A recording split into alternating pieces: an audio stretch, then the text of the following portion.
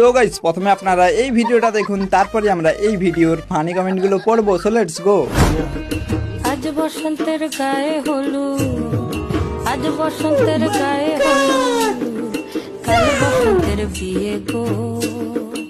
চলো তাহলে শুরু করা যাক। যে মাখিয়েছে সে ভালোই মজা নিয়েছে। ভাই সাবধান, ট্যাটু আর্টিস্ট আগে হাত মেরে নিয়েছে।